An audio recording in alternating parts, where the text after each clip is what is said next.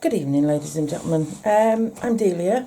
I'm an artist, self-taught, and I live on, or I'm fortunate to live on the East Coast, or on the North Yorkshire coast in the UK. So we have some beautiful shoreline, lots of nature, and quite a lot of different weathers.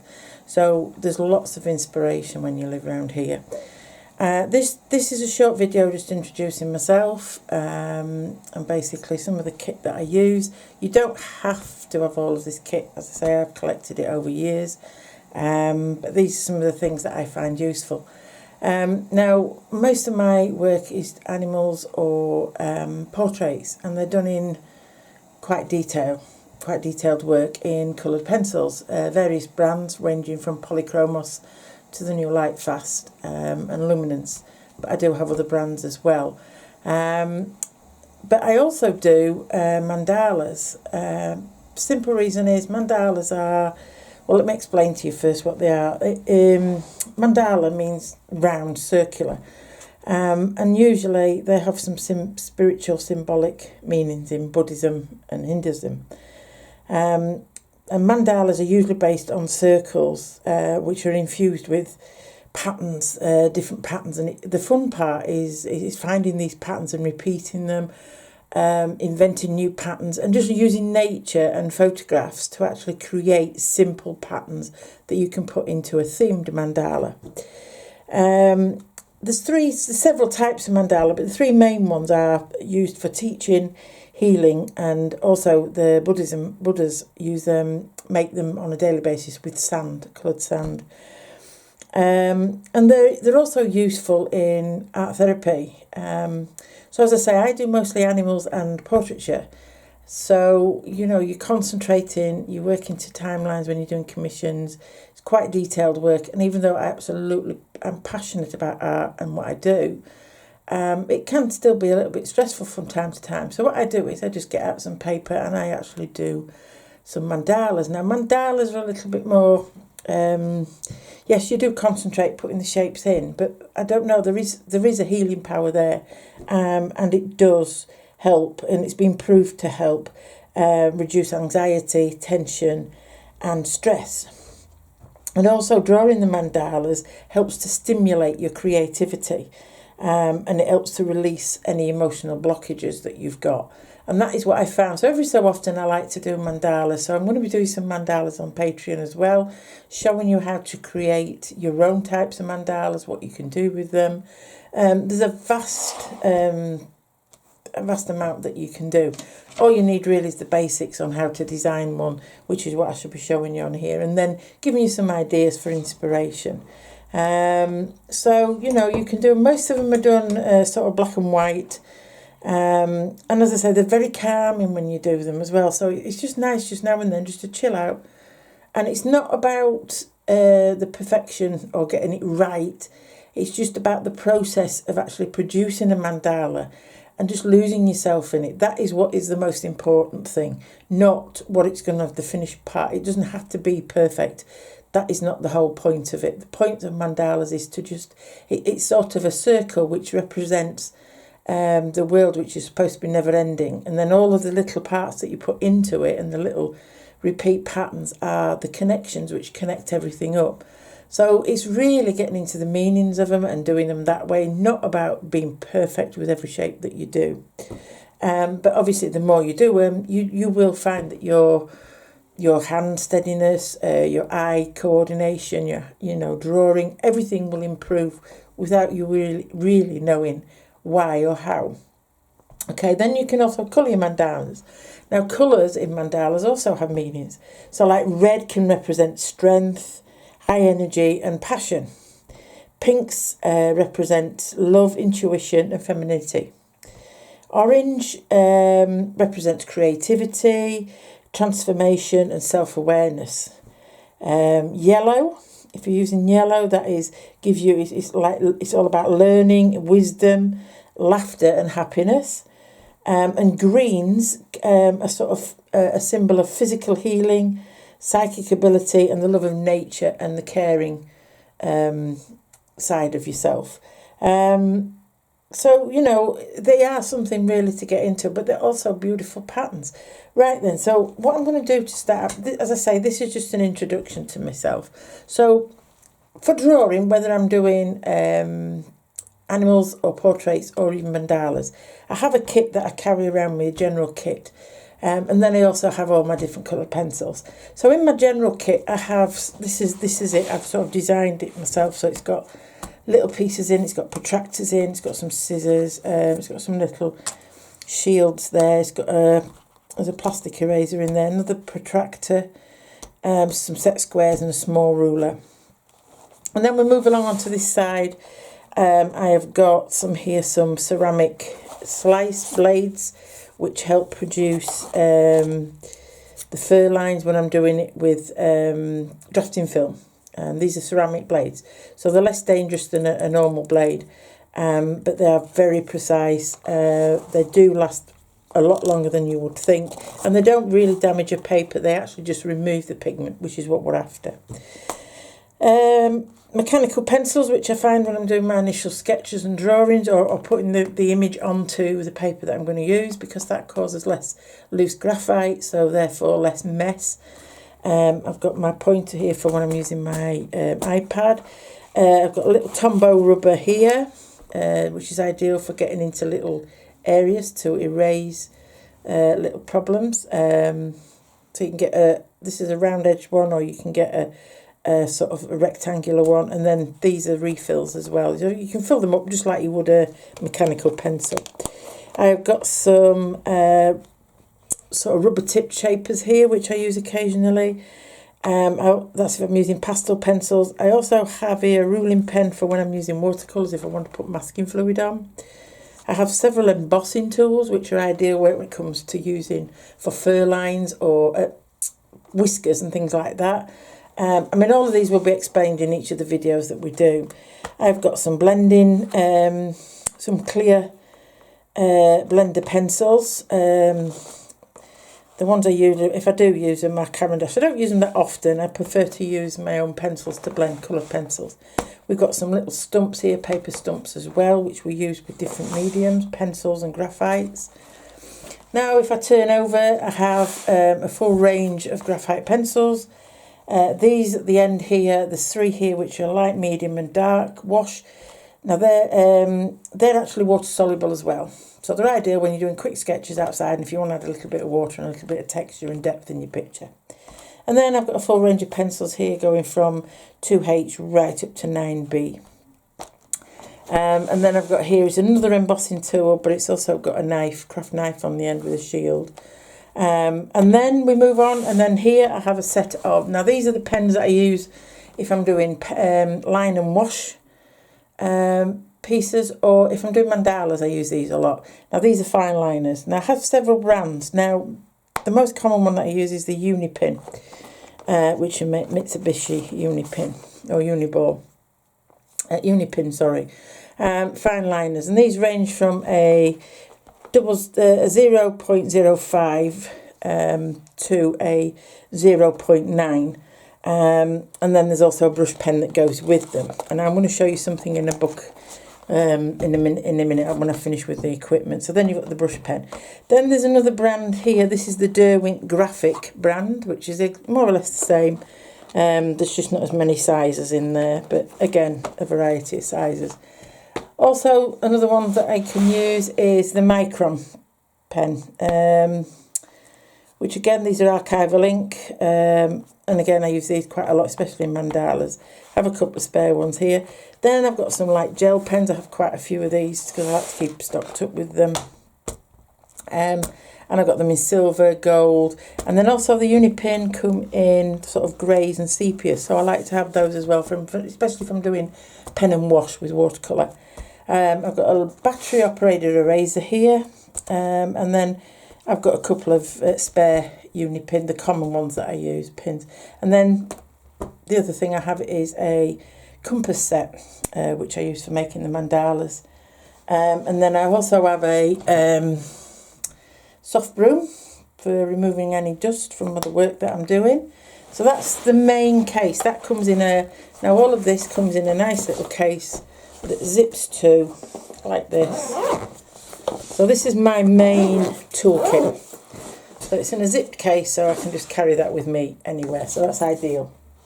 And the only other piece, the other bit that I carry around is I have a pencil case which is full of all sorts of different brands of. So we've got the Derwent Graphic again in coloured.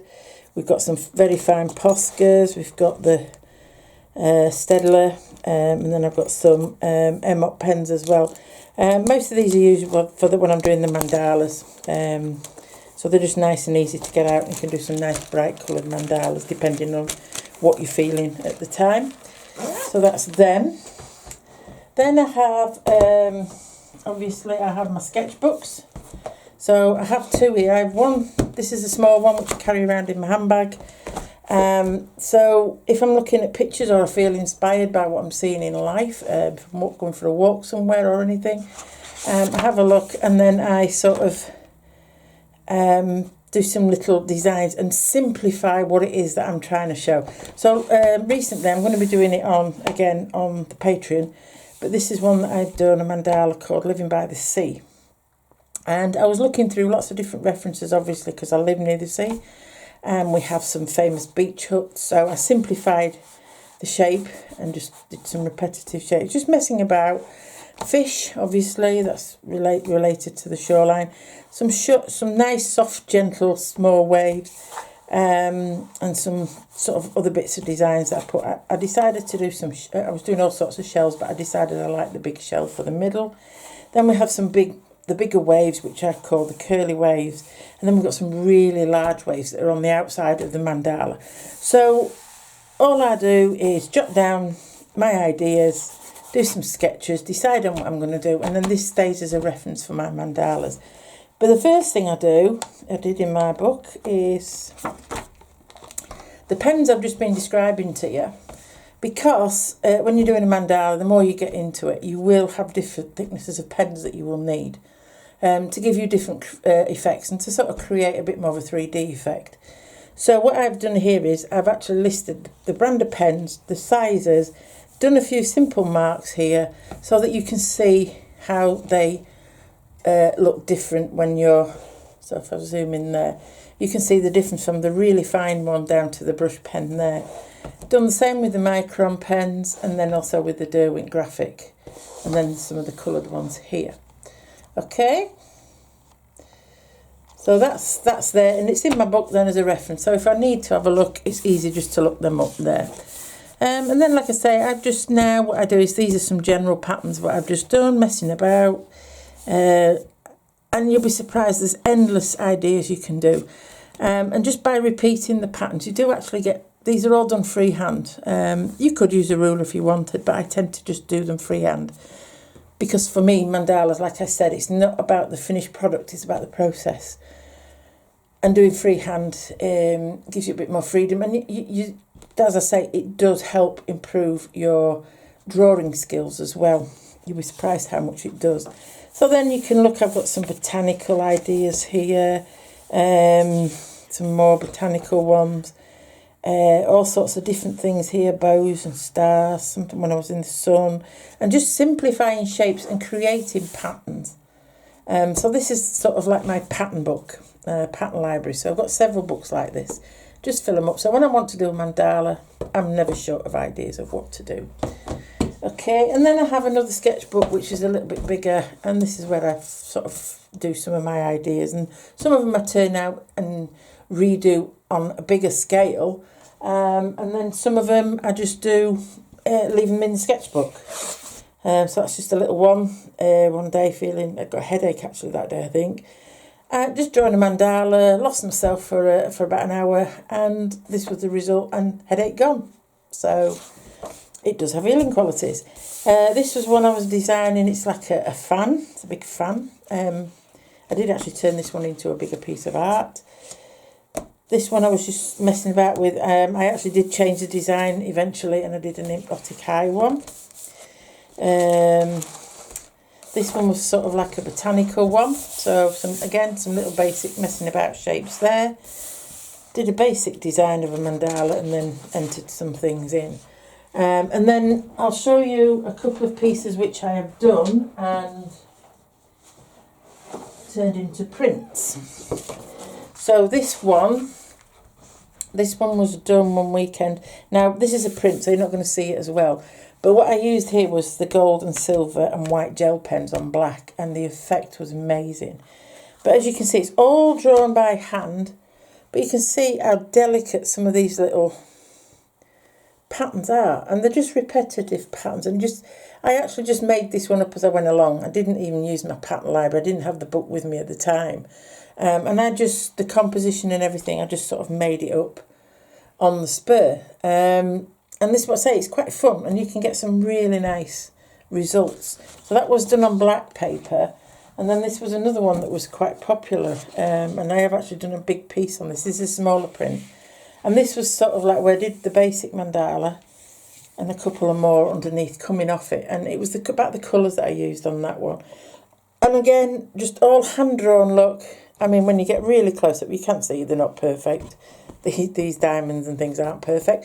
But like I said, that's not what it's about. It's about the process, losing yourself in there.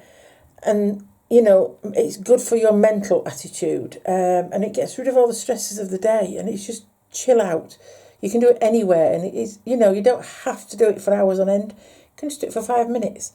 Just do some little ones, which we're going to start with later. We're going to do some small ones on some little cards about this size. So just small ones like this, and you can just do them, and then you can either turn them into big pieces of art, or you can just leave them like that. And it's just something there that's relaxing, helping to heal, you know, get rid of headaches and things like that, or any stresses that you've had on the day. But just try it, and you'll find it's quite relaxing. You'll be surprised. So we're going to be doing quite a few mandalas alongside my animals and my portraits, and also some watercolours. So because I do like to do, because I'm self-taught, I'm always inquisitive and I'm always inspired by nature, but I like to also try new ideas and new mediums and materials. So, you know, it's not going to be just all coloured pencil animals or portraits or whatever. It's going to be, a good range of topics. And I hope you just join in, and I hope you just enjoy it. That's what art is to me. It's about enjoyment. Yes, you can learn some really good tips, and you will be getting some tips and advice, but the main thing for me is enjoyment and relaxing and enjoying what you do. Not being a chore. I mean, I am absolutely passionate about art and I love it. And I wish I had done it a lot earlier in my life, but I'm enjoying it now, and that's the important thing. And I get a lot out of it, and it has helped me with a lot of... I've had epilepsy since I was 22. Since I've been doing art and mandalas and that, my seizures have more or less ceased completely. I have the odd one or two, but before I used to be having 3 and 4 big ones every week. So it just shows you it does work, and it's not just mandalas, it's the art in general. Drawing animals, doing something what you enjoy, and bringing out the creativity in you. And it's helped me tremendously, and I just want to pass some of these tips on to you and hope, that you can get something out of it as well. So that's me. I have put some videos on to start with. There's a lot more to come, and I will be starting this week compiling some brand new videos and uploading them as soon as I can for you to enjoy. Okay, so I hope to see you. Once you join, I will be communicating with you. You can send me messages. I'm here. Any advice that you want, or even if you've got any ideas of what you want me to do for future projects, that's fine. Just put them down. I don't really edit my videos because, as I say, to me, it's me is what you're getting. What you see is what you get. I don't believe in editing too much or cutting this out and cutting that out. So if I make a mistake, you will learn, and I'll show you how you can recover from that mistake. So you'll get what you get is what you see. Okay then, so I'm hoping I do get some patrons, and I'm hoping that you do enjoy some of the work that I do, and join in and do some creating of your own. So I shall be seeing you shortly. Enjoy the videos already uploaded, but as I say, there's plenty of new ones coming. Okay, thank you very much for joining me, and I'll see you again soon. Bye.